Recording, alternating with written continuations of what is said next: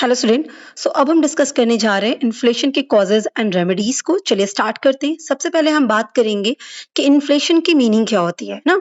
Inflation एक ऐसी situation होती है जहाँ पे क्या होता है, गुड्स एंड सर्विसेज की जो प्राइसेस होती हैं वो इंक्रीज कर जाती हैं। मतलब जो गुड्स एंड सर्विसेज आपको कम रेट पे मिल सकते हैं उन सभी गुड्स एंड सर्विसेज की प्राइसेस अचानक से हाइक हो जाती हैं। अब अचानक से इन द सेंस कि तुरंत ही नहीं, जैसे कल 10 का मिल रहा था आज 20 का मिलने लगा, ऐसा नहीं, ये ओवर अ टाइम होता है। तो धीरे-धीरे ऐसा होता है कि गुड्स एंड सर्विसेज की या जो भी प्रोडक्ट्स हैं उनके जो रेट हैं वो बढ़ने लगते हैं। और आपने अक्सर सुना होगा अपनी दादी से, नानी से, दादा से, अक्सर सुना होगा अपने पेरेंट्स से भी ये चीजें कि पहले ये सब चीजें इतने की मिलती थी, आज देखो कितना रेट हो गया, आज तो कुछ मिलता ही नहीं है इतने में। तो वो क्या होता है कि मैं कहने का मतलब ये हो गया कि पहले आपकी उस प्राइस में या जो भी मनी थी उसमें आप बहुत सारी चीजों को परचेज कर सकते थे। पर अभी के टाइम पे क्या हुआ, आप उतनी मनी में कम चीजों को परचेज कर पा रहे हैं। राइट। तो ये क्यों हुआ? क्योंकि गुड्स एंड सर्विसेज की प्राइस बढ़ गई, तो ज्यादा पैसे चाहिए उसी प्रोडक्ट को परचेज करने के लिए। इसीलिए इन्फ्लेशन तब आता है जब मनी की परचेजिंग पावर डिक्रीज हो जाती है। मतलब जब मैंने कहा कि गुड्स एंड सर्विसेज की प्राइसेस राइज हो जाती हैं, इट मीन्स कि उनकी परचेजिंग पावर कम हो गई है। कैसे? इसको एग्जांपल से समझिएगा कि पहले आप कोई प्रोडक्ट, मान लीजिए एक पेंसिल है, तो पहले आप उस पेंसिल को 1 रुपए में परचेज कर लेते थे, ठीक है। अब कुछ टाइम पीरियड के बाद आप देख रहे हैं कि अगर आपको वही पेंसिल परचेज करनी है तो अब आपको 10 रुपए देने पड़ रहे हैं। तो पेंसिल तो वही है, पेंसिल का काम भी वही है ना। मेन तो पेंसिल जो इस पर्पस के लिए, वो पर्पस सेम ही है, पेंसिल भी वही चीज है। लेकिन जो 1 रुपए में आप परचेज कर सकते थे, अभी वो चीज परचेज करने के लिए 10 रुपए चाहिए। तो आप ये कहेंगे ना कि गुड्स एंड सर्विसेज की प्राइस बढ़ गई, 1 रुपए की जगह कितनी हो गई? 10 रुपए हो गई। ठीक। दूसरी तरफ आप ये भी समझिए कि मनी की जो परचेजिंग पावर थी वो कम हो गई। कैसे इसको समझिएगा कि पहले 1 रुपए की पावर इतनी थी कि वो उस पेंसिल को परचेज कर सकता था। अभी 1 रुपया कुछ नहीं कर सकता, 10 रुपए इकट्ठे होते हैं तब उनकी पावर ये हो रही है कि वो उस पेंसिल को परचेज कर पाए। तो उनकी जो परचेज करने की पावर थी वो क्या हो गई? डिक्रीज हो गई। तभी तो अब ज्यादा चाहिए। इसको और सिंपल लॉजिक में समझना है तो आप बस ऐसे समझिए, जैसे आप कहते हैं ना कि हम बहुत ताकतवर हैं, बहुत पावरफुल हैं। तो अगर कोई कोई भी एक चीज है, सपोज करिए कि एक टेबल है। अब एक टेबल को उठाने में पहले आप अकेले उठा के इधर से उधर मूव कर देते थे, तो मतलब आप पावरफुल थे। अब ये पर्टिकुलरली उसी टेबल को उठाने के लिए आपको 4 लोग और साथ में चाहिए। तो अब क्या हो गया? अब टेबल तो वही है, उसका वेट वही है, पर अब आपकी पावर डिक्रीज हो गई जिसकी वजह से 4 लोग और चाहिए, तब जाके ये टेबल हट रहा है। तो बस ऐसे समझिए कि वो टेबल क्या हो गया? प्रोडक्ट हो गया, ठीक है। उस और ये जो आप 4 लोग लग गए ना, ये मनी की पावर हो गई। आप अकेले क्या थे? मनी थे। तो पहले आपकी पावर अकेले की थी कि आप उस टेबल को परचेज कर सकते थे। अभी क्या हो गया? 4 लोग और आएंगे तब आप उस टेबल को उठा पा रहे हैं, मतलब उसको परचेज कर पा रहे हैं। तो मनी की परचेजिंग पावर डिक्रीज हो गई, ठीक है। 4 लोग मिलेंगे तब वो परचेज होगा। यहाँ तक बात समझ में आ गई? क्योंकि ये टर्म आपको एकदम ऐसे ही याद करना है। इन्फ्लेशन का मतलब परचेज, गुड्स एंड सर्विसेज की प्राइस का राइज होना, मनी की परचेजिंग पावर का डिक्रीज होना। मनी की परचेजिंग पावर का मतलब समझना बहुत जरूरी था, जो मैंने आपको यहाँ पे एक्सप्लेन किया। सो आई होप आपको क्लियर होगा कि मनी की परचेजिंग पावर डिक्रीज होने का मतलब क्या होता है, ठीक है। तो इसका मतलब सेम क्या निकल गया कि अब आप कुछ गुड्स को परचेज कर सकते हैं इन सेम अमाउंट, है ना। आप वही 1 रुपया से आप एक प्रोडक्ट खरीद लेते थे, एक पूरा पेन खरीद सकते थे, अभी आप 10 रुपए से वही एक पेन खरीद रहे हैं। क्लियर हो रहा है? तो मतलब अब आप 1 रुपए से वो एक पेन खरीद ही नहीं सकते, अब और कम चीजें आप खरीद सकते हैं। तो कहीं ना कहीं क्या हो गया? परचेजिंग पावर कम हो गई, आप उन पैसों से बहुत कम सामान खरीद सकते हैं। एग्जाम्पल समझिए, जैसे कोई मिल्क है, ठीक है, मिल्क की प्राइस 50 से 60 कर दी गई पर लीटर। तो क्या हुआ? वही 1 लीटर का मिल्क आप 50 में परचेज कर सकते थे, अब वही 1 लीटर का मिल्क आपको 60 रुपए में परचेज करना पड़ रहा है। तो ये किसकी वजह से हुआ? ये इन्फ्लेशन की वजह से हुआ। जनरली प्राइस क्या हो गई? इंक्रीज हो गई सेम चीज की। क्लियर हो गया? अब इन्फ्लेशन क्यों होता है, ये कॉजेज में हम समझेंगे। क्लियर है? इन्फ्लेशन को हम अगर और अच्छे से डिफाइन करें तो क्या कहेंगे कि ये sustained upward trend in the general price level. मतलब क्या हो गया?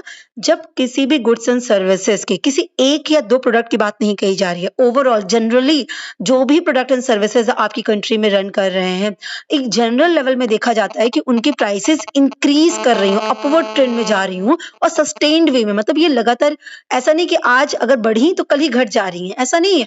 ये बढ़ी है तो बढ़ रही है और लंबे टाइम तक उसी प्राइसेस पे, इंक्रीजिंग प्राइस पे ही दिख रही है। तो वो क्या कहता है? इन्फ्लेशन कहता है। और इन्फ्लेशन को हम ना एनुअल परसेंटेज में मेजर करते हैं, जैसे कहते हैं ना 6% का इन्फ्लेशन चल रहा है, 7% का इन्फ्लेशन चल रहा है। तो ये एनुअल परसेंटेज में इसको मेजर किया जाता है और ये एनुअल परसेंटेज में ही दिखता है कि भाई ये इंक्रीज हो रही है, डिक्रीज हो रही है। इसको ना हम डेफिनेशन से भी समझ लेते हैं, ठीक है? अगर हम 2-3 ऑथर्स की डेफिनेशन यहाँ पे देखेंगे, जैसे अकॉर्डिंग टू पीटरसन उन्होंने क्या कहा था कि देखो इन्फ्लेशन को अगर समझना है ना, तो आप ऐसे समझिए कि ये ना जनरल प्राइस लेवल जो होता है, उसमें इंक्रीमेंट है, उसका इंक्रीज़ होना है। किसी भी प्रोडक्ट एंड सर्विसेज़ की जो जनरली प्राइस लेवल है, वो जब इंक्रीज़ कर जाता है और वो इंक्रीज़ ऐसे करता है कि वो सस्टेन्ड रहता है, मतलब टिकाऊ, सस्टेन मतलब टिकाऊ, है ना? वो लंबे टाइम तक वैसे ही रहता है, इंक्रीजिंग वे में ही रहता है। ऐसा नहीं कि आज बढ़ा कल घट गया, ऐसा वाला नहीं, वो सस्टेन करता है, वो सेम प्राइस सस्टेन करके रखता है। और दूसरी इंपॉर्टेंट चीज़ कि ऐसा नहीं वो प्राइस राइज़ इसलिए हुआ है क्योंकि वो सीज़नल था। जैसे कहते हैं ना कि शादी का सीज़न चल रहा है, तो इस टाइम पे ये चीज़ें महँगी मिल रही हैं। तो वो इन्फ्लेशन की वजह से नहीं हुआ, वो ज़्यादा डिमांड की वजह से हो गया, सीज़न की वजह से हो गया, ठीक है? तो ऐसा नहीं कि जो प्राइस राइज़ हुई हों, वो किसी सीज़नल इफ़ेक्ट की वजह से राइज़ हुई हों। ये कैसी होनी चाहिए? वो सस्टेन्ड होनी चाहिए और नॉन सीज़नल इन कैरेक्टर होनी चाहिए। तो जब जनरली प्राइस का लेवल इंक्रीज़ होता है, not due to any seasonal reason, बल्कि वो सस्टेनेबल रीज़न से ओवर अ टाइम पीरियड वो इंक्रीज़ हो रहा होगा, तो हम उसको इन्फ्लेशन कहते हैं, ऐसा पीटरसन ने कहा। वहीं पे जी एक्ले ने क्या कहा? उन्होंने कहा कि the persistent and appreciable rise, जब ऑन एन एवरेज प्राइस या general level of price increase करता है, अप्रिशिएबल होता है, अप्रिशिएट करता है और परसिस्टेंट बेसिस पे, तो हम उसको क्या कहते हैं? इन्फ्लेशन। वहीं पे कॉलबर्ट ने क्या कहा? उन्होंने कहा कि देखो इन्फ्लेशन को अगर डिफाइन करना तो सीधा-सीधा समझिए कि कुछ चीज़ों के लिए बहुत सारे पैसे पीछे पड़े हों, है ना? जैसे मैंने कहा ना कि परचेजिंग पावर डिक्रीज़ हो गई, तो अब एक ही चीज़ को खरीदने के लिए बहुत सारे लोगों को बहुत सारे पैसों की ज़रूरत पड़ी, तो वो क्या कहलाया गया? वो इन्फ्लेशन का सिनेरियो हो गया, ठीक है? ये सभी ऑथर्स अपने हिसाब से उस चीज़ को, इकोनॉमिस्ट अपने हिसाब से उसको डिफाइन करते हैं। अब हम बात करते हैं कि आखिर इन्फ्लेशन होता क्यों है? ये प्राइस जनरली प्राइस का लेवल इंक्रीज़ करता क्यों है? जो सस्टेन करके रखता है वो क्यों होता है? वो प्राइस क्यों इंक्रीज़ कर रही होती है? तो उसके उसके पीछे ना कई रीज़न है। वो कॉजेज़ क्या हैं? एक कॉज़ होता है हमारा डिमांड पुल या डिमांड साइड इन्फ्लेशन। डिमांड की वजह से इन्फ्लेशन आ गया, है ना? दूसरा आता है कॉस्ट पुश इन्फ्लेशन या सप्लाई की वजह से इन्फ्लेशन आना। तीसरा हमारा आता है मॉनेटरी इन्फ्लेशन, है ना? तो कुछ मॉनेटरी मनी की सप्लाई बेसिकली इंक्रीज़ हो जाती है जिसकी वजह से ये इन्फ्लेशन होता है, जिसको क्वांटिटी थ्योरी ऑफ मनी, आपने फिशर्स की क्वांटिटी थ्योरी पढ़ी होगी, तो वहाँ पे भी इस चीज़ को कहीं न कहीं एक्सप्लेन करने की कोशिश की गई है। और फिर हमारा आता है स्ट्रक्चरल इन्फ्लेशन। तो हम इन सबको ना एक-एक करके समझ लेते हैं। सबसे पहले हम बात करेंगे किसकी? डिमांड पुल इन्फ्लेशन की। बात समझ में आ रही है? डिमांड की वजह से इन्फ्लेशन। सो ये इन्फ्लेशन मतलब प्राइसेज़ राइज़ क्यों हो रही हैं? प्राइसेज़ राइज़ इसलिए हो जा रही हैं क्योंकि एग्रीगेट डिमांड जो गुड्स एंड सर्विसेज़ की वो एक्सीड कर गई है सप्लाई से, तो प्राइसेज़ बढ़ जाएँगी। बट ऑब्वियस सी चीज़ है, अगर 2 ही सामान है, कोई भी प्रोडक्ट 2 ही है, ठीक है? और परचेज़ करने के लिए 10 लोग हैं, तो जो सप्लायर है वो सोचेगा ना कि मेरे पास तो 2 प्रोडक्ट है, खरीदने वाले 10 लोग हैं, तो मेरा जितना मन करे उतना प्राइस इंक्रीज़ कर सकते हैं। जो पैसा दे पाएगा उसको हम दे देंगे। भई किस बेसिस पे उसको सेल करें? तो उसने क्या किया? प्राइस को इंक्रीज़ कर दिया। तो जब सप्लाई कम हो जाती है और डिमांड इंक्रीज़ कर जाती है ना, तो आपका क्या आ जाता है? इन्फ्लेशन आता है, उसको हम कहते हैं डिमांड पुल इन्फ्लेशन। ये जो गुड्स एंड सर्विसेज़ में प्राइस बढ़ी है, वो किस वजह से बढ़ी है? डिमांड पुल की वजह से बढ़ी है, इसलिए इसका नाम क्या रखा गया? डिमांड पुल इन्फ्लेशन रखा गया, ठीक है? और ऐसा होता कब है? ये अचानक से डिमांड क्यों इंक्रीज़ कर जाती है?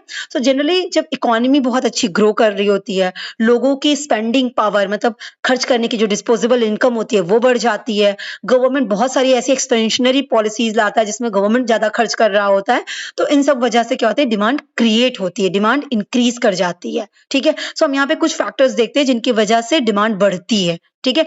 तो कौन-कौन से? जैसे एक, जब गवर्नमेंट खर्चा ज़्यादा करती है, गवर्नमेंट का एक्सपेंडिचर बढ़ जाता है।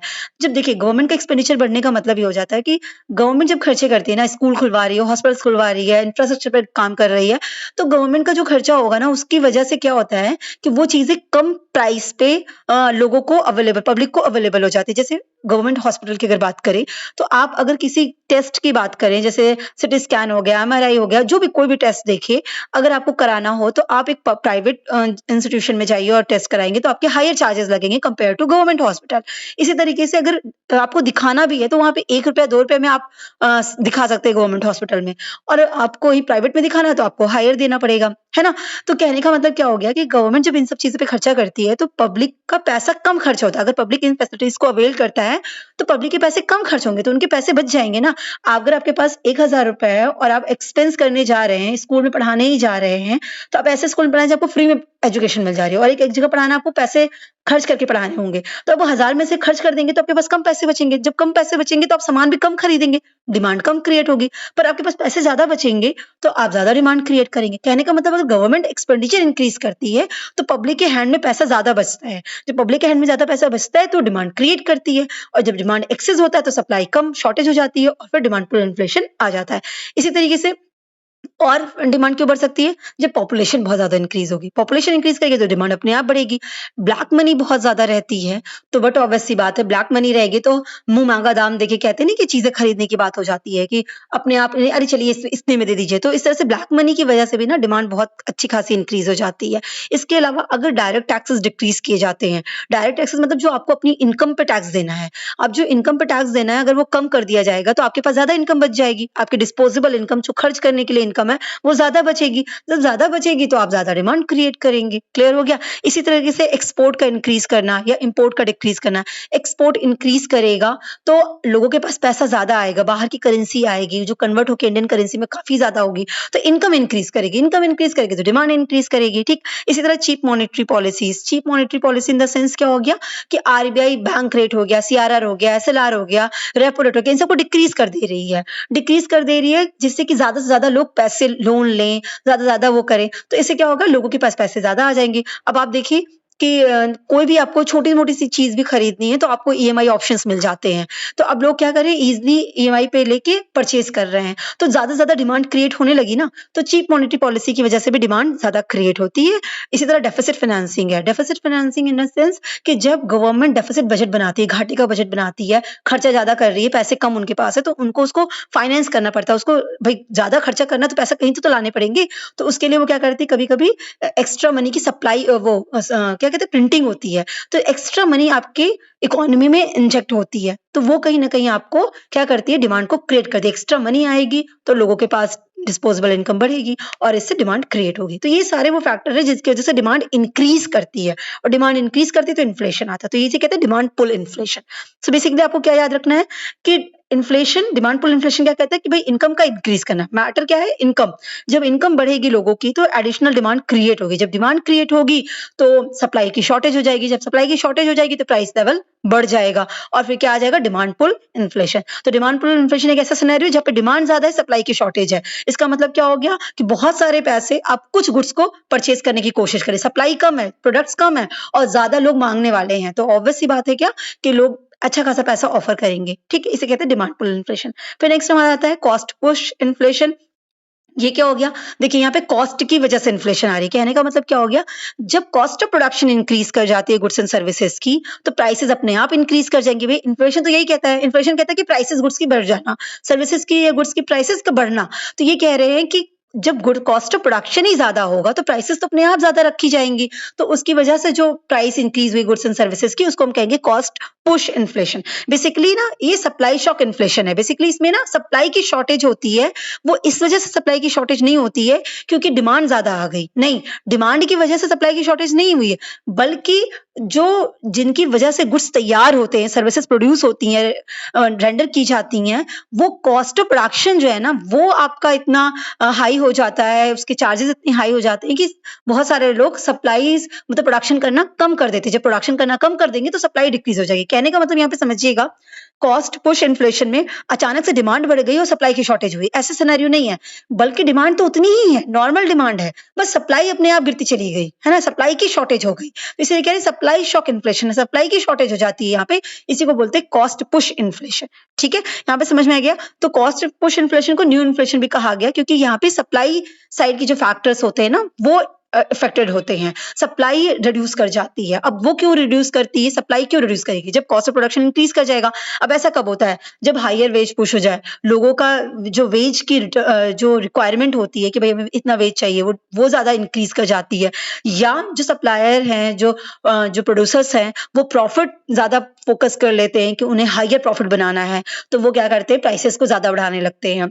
ठीक है, तब भी आपका कॉस्ट पुश इन्फ्लेशन आता है, क्योंकि जब कॉस्ट ऑफ प्रोडक्शन इंक्रीज हो जा रहा है, प्रॉफिट का परसेंटेज आपने इंक्रीज कर दिया तो भी आपको प्राइस हाई करनी पड़ जाएंगी, या फिर higher cost of raw material, जिन चीजों से ये प्रोडक्ट तैयार होने वाला है वो प्रोडक्ट ही क्या हो जाते हैं, उन प्रोडक्ट वो जो रॉ मटेरियल्स है वो आपको हायर रेट पे मिलना शुरू हो जाते हैं। लेबर, जैसे मैंने कहा ना वेज पुश, लेबर आपको ज्यादा हायर रेट पे मिल रहे हैं, लेबर की शॉर्टेज हो जाएगी, जब लेबर की शॉर्टेज हो जाएगी तो जो भी लेबर होंगे वो ज्यादा प्राइसेस, ज्यादा वेजेस मांगेंगे, ज्यादा वेजेस मांगेंगे तो कॉस्ट ऑफ प्रोडक्शन अपने आप इंक्रीज कर गया। सो कहने का मतलब इस तरह से आप इसको समझेंगे। या कभी कभी नेचुरल क्लाइमेटीज भी रीजन हो जाती है, नेचुरल क्लाइमेटीज आ गई, चीजें अपने आप अस्त व्यस्त हो गई, खराब हो गई, रिसोर्सेज खत्म हो गए, तो ऐसे सिनेरियो में डिमांड, जो कॉस्ट ऑफ प्रोडक्शन है ना वो इंक्रीज कर जाता है और सप्लाई की शॉर्टेज हो जाती है। ठीक है, फिर इसके बाद आउटडेटेड टेक्नोलॉजी भी एक रीजन हो जाता है कि जब आप ऐसी टेक्नोलॉजी का यूज कर रहे हैं जिससे प्रोडक्शन कम हो रहा है तो सप्लाई ऑब्वियस सी बात है धीरे धीरे कम होती चली जाएगी। आपको एडवांस टेक्नोलॉजी का यूज करना चाहिए जिससे कि आप अच्छी खासी सप्लाई को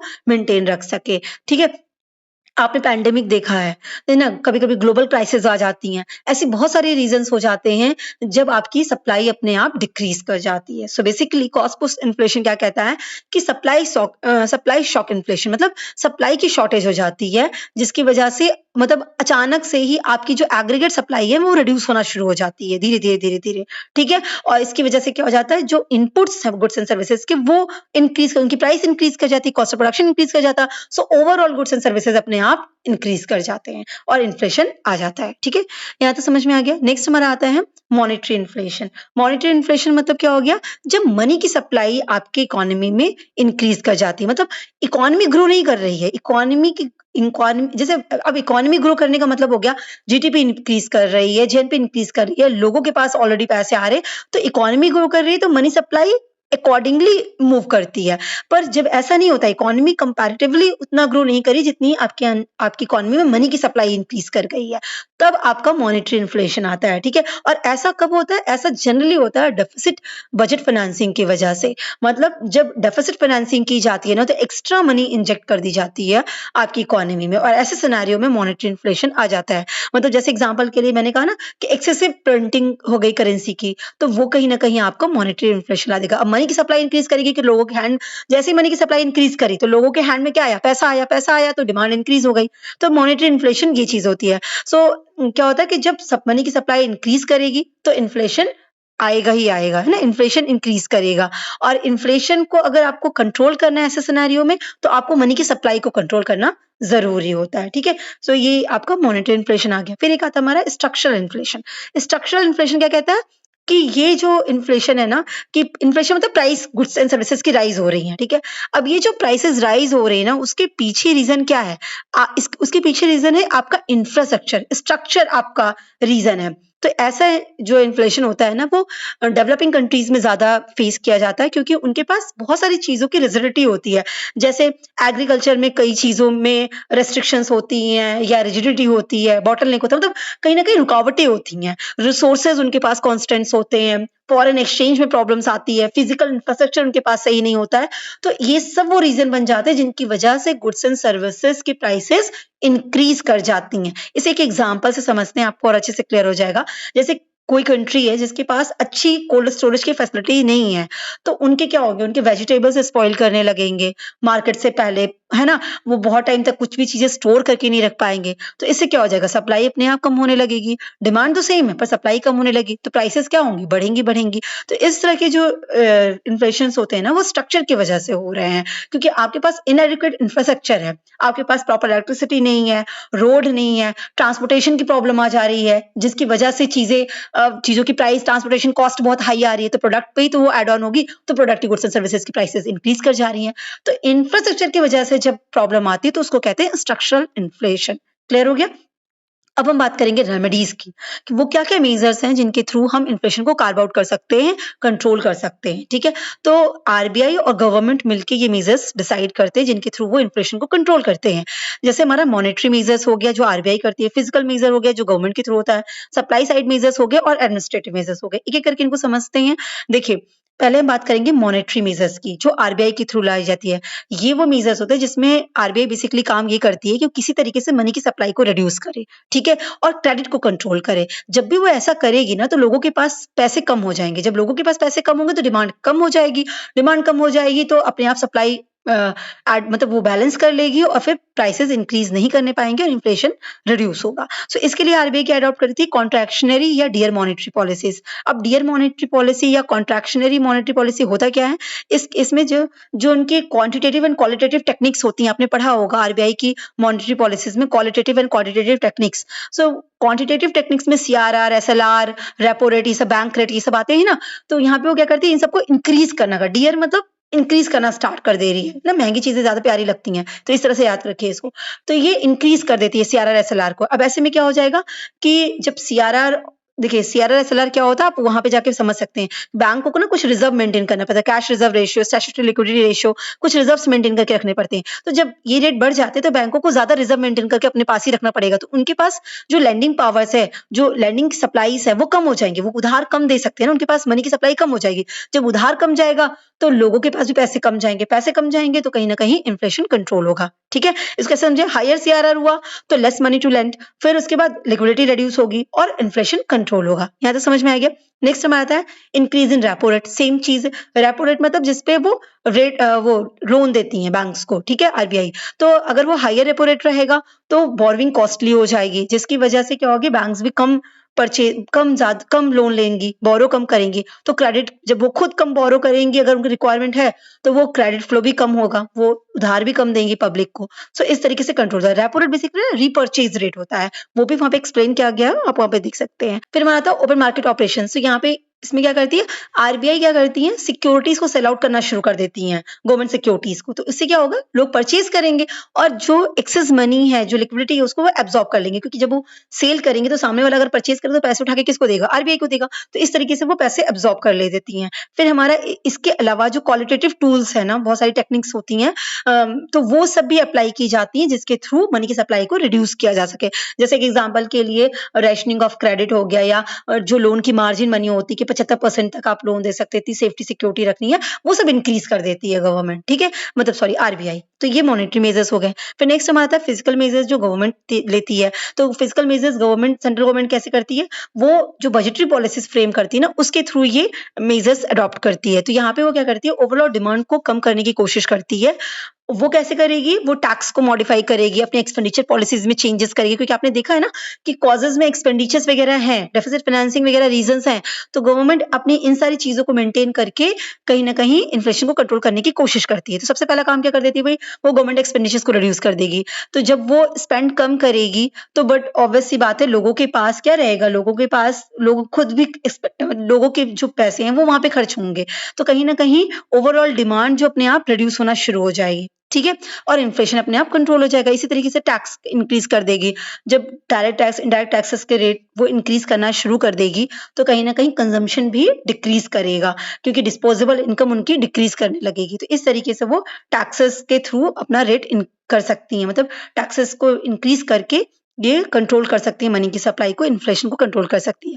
बेसिकली अगर इनडायरेक्ट टैक्सेस की बात करें ना, तो इनडायरेक्ट टैक्सेस को रिड्यूस कर देती है, क्योंकि गुड्स एंड सर्विसेज की प्राइस पर डिक्रीज हो जाएगी। इनडायरेक्ट टैक्सेस को इंक्रीज करेंगे तो गुड्स एंड सर्विसेज प्राइसेस और इंक्रीज कर जाएंगे। तो इनडायरेक्ट टैक्सेस को रिड्यूस कर देती हैं और डायरेक्ट टैक्सेस को हायर कर देती हैं, ठीक है। इसके अलावा फिजिकल डेफिसिट की अगर बात करें, तो वो जो एडिशनल मनी को क्रिएट करने की बात है ना, वो नहीं करती हैं, बल्कि वो क्या करना करेंगी, जैसे उनका फिजिकल जैसे डेफिसिट फाइनेंसिंग है, उनको चाहिए डेफिसिट फाइनेंसिंग करनी भी है, तो वो उसके लिए पब्लिक बोरोइंग अडॉप्ट कर सकती हैं। तो गवर्नमेंट स्टार्ट कर देती है पब्लिक से बोरो करना, तो इससे उनकी परचेजिंग पावर एब्जॉर्ब हो जाएगी, ठीक है। तो ये सारे वो मेजर्स है जिसके थ्रू गवर्नमेंट इनको कंट्रोल करती है। इसके अलावा आता है सप्लाई साइड के मेजर्स। तो यहाँ पे क्या करेंगे, यहाँ पे सप्लाई और डिमांड को मैच करने की कोशिश की जाती है। तो इसके लिए क्या करना है, सप्लाई को इंक्रीज करने की जरूरत है। वो कैसे होगा, प्रोडक्शन को इंक्रीज करके। तो जैसे एग्रीकल्चर हो गया, मैन्युफैक्चरिंग सेक्टर्स हो गया, जो एसेंशियल गुड्स हैं, जिनकी भी स्कैरेसिटी वगैरह है ना, उस चीज को आपको ज्यादा प्रोडक्शन करवाना है ना, जिससे कि जो प्राइस का प्रेशर है वो लोअर हो सके, ठीक है, प्राइसेस जो भाग रही हैं वो कहीं ना कहीं रिड्यूस हो सके। जब इन सब चीजों को आप प्रमोट करेंगे, इन सब चीजों को बूस्ट करेंगे, और तो प्रोडक्शन अपने आप इंक्रीज कर जाएगा। फिर वो सप्लाई चेन को इंप्रूव करके कर सकती हैं, अच्छा ट्रांसपोर्टेशन सिस्टम दे, स्टोरेज की फैसिलिटीज दें, डिस्ट्रीब्यूशन का जो डिस्ट्रीब्यूशन में जो भी प्रॉब्लम्स आ रही हों, उनको रिड्यूस करे, वेस्टेजेस को रिड्यूस करने की कोशिश करे, जो सप्लाईज़ में डिले आते हैं, उनको रिड्यूस करने की कोशिश करे। तो इस तरीके से सप्लाई चेन को मैनेज करते हुए, उसको इम्प्रूव करके उसकी क्वालिटी को कहीं न कहीं आप सप्लाई को इंक्रीज़ कर सकेंगे और फिर डिमांड के साथ मैच होते ही इन्फ्लेशन अपने आप कार्व आउट हो जाएगा। फिर हमारा आता है एसेंशियल गुड्स को इम्पोर्ट करके। ऐसी चीज़ें जो कैसी हैं, जो आपके डोमेस्टिक में जिनकी सप्लाई की शॉर्टेज है, आप उन चीज़ों को बाहर से इम्पोर्ट कर लीजिए, जिससे क्या हो जाएगा उसकी सप्लाई मेंटेन हो जाएगी, ठीक है? तो अननेसेसरीली जो प्राइसेज़ राइज़ हो रहे हैं, वो नहीं हो पाएँगे। इसके अलावा क्या हो गया टेक्नोलॉजीज़ को इम्प्रूव करके एडवांस टेक्नोलॉजी को करके आप उसको एडवांसमेंट को अचीव करके या एडवांसमेंट को अडॉप्ट करके आप कहीं न कहीं सप्लाई को इंक्रीज़ कर सकते हैं। कैसे? अब देखिए, जब अच्छी टेक्नोलॉजी रहेगी ना, तो प्रोडक्टिविटी इंक्रीज़ करेगी। प्रोडक्टिविटी इंक्रीज़ करने के साथ जो प्रोडक्शन कॉस्ट है ना, वो भी डिक्रीज़ कर जाती है। इससे क्या हो जाएगा आपका जो कॉस्ट पुश इन्फ्लेशन है, वो रिड्यूस कर जाएगा। सप्लाई अपने आप इंक्रीज़ करने लगेगी, कॉस्ट ऑफ प्रोडक्शन अपने आप डिक्रीज़ करने लगेगा। ठीक है? तो ये सब वो तरीके हैं जिनके थ्रू हम सप्लाई साइड को इंक्रीज़ करते हुए इन्फ्लेशन को काबू आउट करते हैं। फिर हमारा आता है एडमिनिस्ट्रेटिव मेजर। एडमिनिस्ट्रेटिव मेजर में बेसिकली क्या हो जाता है, यहाँ पे गवर्नमेंट डायरेक्टली मार्केट में इंटरवेन करती है, ठीक है? मार्केट ऑपरेशंस में वो आती है।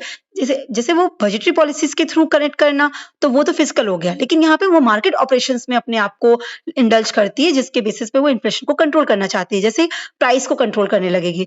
वो क्या करेगी, मैक्सिमम प्राइस हर चीज़ की फिक्स कर देगी कि भई इससे ज़्यादा की प्राइस पे आप इसको सेल ही नहीं कर सकते हैं। तो जो ओवर चार्जिंग है, ओवर प्राइसिंग है ना, वो कंट्रोल हो जाएगी। इसी तरह एंटी होर्डिंग लॉ लगा के, जैसे जो लोग होर्डिंग कर रहे होते हैं, ब्लैक मार्केटिंग कर रहे हो ना, लोग देखा आपने कई बार देखा होगा कि अनियन वगैरह होते हैं या दाल-वाल होती है ना, उसको उसको ऐसे रोक के रख लेते हैं, मार्केट से गायब कर देते हैं, होल्ड करके रख लेते हैं कि बाद में इसकी प्राइसेज़ इंक्रीज़ हो जाएगी, डिमांड बहुत बढ़ने दो, फिर हम इसको सेल करेंगे। तो इस तरह से वो रेट वगैरह डाल के इन चीज़ों को कम कर सकती हैं। जो आर्टिफिशियली स्कैरेसिटी क्रिएट की जा रही है, उसको वो कंट्रोल कर सकती हैं। तो इस तरीके से वो करती है। फिर इसके अलावा distribution through fair price shop, जैसे आपने देखा होगा ना कि अभी जन औषधि केंद्र बना दिया गया है। तो इसी तरीके से पब्लिक डिस्ट्रीब्यूशन सिस्टम आप मेंटेन कर सकते हैं। उसमें क्या कर सकते हैं, जो एसेंशियल गुड्स है ना, उनको लोअर प्राइस पे खुद ही आप डिस्ट्रीब्यूट करिए। जैसे मैंने कहा ना, जन औषधि केंद्र आपका हो गया। तो अब ना जो मेडिसिन्स हैं, जो जेनेरिक मेडिसिन्स को वहाँ पे सेल किया जाता है, और ऐसी मेडिसिन्स जो जैसे डायबिटीज़ वगैरह हो गई और भी बहुत सारी चीज़ों की मेडिसिन्स हो गई, जो आपको बहुत हायर प्राइसेज़ पे ब्रांडेड के थ्रू मिलती हैं, वही उसी की जेनेरिक मेडिसिन्स आपको बहुत लो प्राइस पे अवेलेबल कराई गई। तो बहुत सारे जन औषधि केंद्र खुल गए। तो ये सब क्या है? ये सब एडमिनिस्ट्रेटिव मेजर्स है, जिनके थ्रू वो इन्फ्लेशन को काबू आउट कर सकते हैं।